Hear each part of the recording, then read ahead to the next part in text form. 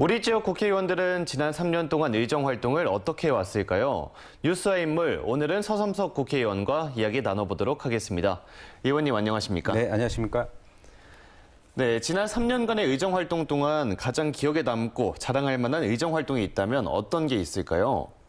자랑할 만한 건 뭐 없고요. 당연히 해야 할 일들을 해왔다고 말씀드릴 수 있겠습니다. 소금산업진흥연구센터와 파속채소연구소 등 국가연구소를 지역에 유치한 일이 기억에 남는다고 하겠습니다. 최근 국립만역사문화센터 건립 공모에 영암군이 선정된 것도 만의 중심이 영암이라는 것을 재확인하는 데 성과가 있었다고 말씀드릴 수 있겠고요.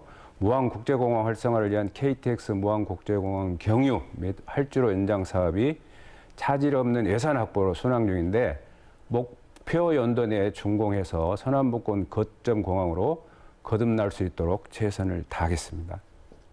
네, 정부가 말로만 식량 안보를 말하는 등 인식 부재가 심각하다고 말씀하셨는데요. 헌법 제123조 제4항이 명시한 농산물 가격 안정과 농민 이익 보호에 대한 국가 책임을 다할 것을 지속적으로 정부에 촉구해 왔었습니다. 그러나 원안에서 대폭 후퇴한 양곡관리법 수정안조차 대통령 거부권이라는 이례적인 방법으로 법률 시행을 저지할 만큼 식량 안보에 대한 정부 인식이 매우 심각한 수준입니다. 쌀은 국민의 주식이고 생명산업이고 안보산업이라고 합니다. 가격 폭락으로부터 쌀 산업을 지키기에 제안된 양곡관리법조차 거부하는 정부라면 식량 안보를 말할 수 있는 자격이 있는 것인지 매우 의심스럽습니다. 네, 이번에는 조금 민감한 질문 하나 하겠습니다. 이번에 통과된 광주 군공항 특별법 어떻게 생각하십니까? 특별법에 따른 광주 군공항 무한 이전 논의에 대해서는 결코 반대합니다. 이전한다고 해서 소음 문제가 사라진 것이 아니기 때문에 첨단 현대전의 효율성을 고려한다면 군공항끼리의 기능성 통합 방식의 논리를 개발하는 것도 저는 좋은 방법이라고 생각하고요. 국가 안보와 직결된다는 점에서 지자체의 의견 제시로 군공항을 이전하는 특별법의 내용은 저는 설득력이 없고 또 주민투표가 임의 규정으로 되어 있어서 주민의견 수렴 절차가 미흡한 것도 심각한 문제입니다.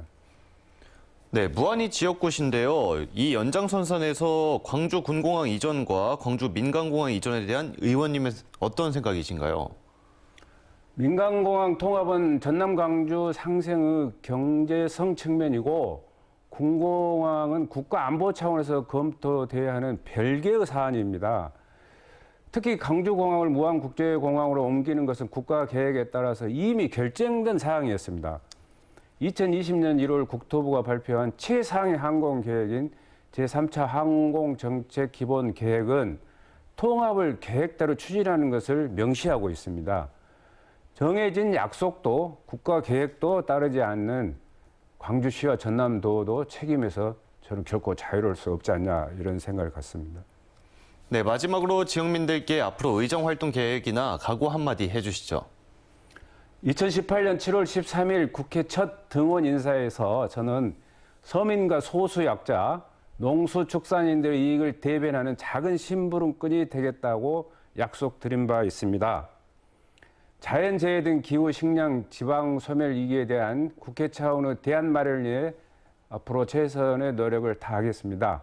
특히 지난 5월 1일에는 대봉감 가수 저온 피해 현장을 방문했었는데요. 이미 대표 발의한 농업재해대책법 및 농업재해보험법 개정 등 실효적인 피해 보상 대책 마련을 위해 노력하겠습니다. 네, 지금까지 서삼석 의원과 이야기 나눠봤습니다. 앞으로의 의정 활동도 기대해 보겠습니다. 오늘 나와주셔서 감사합니다. 감사합니다.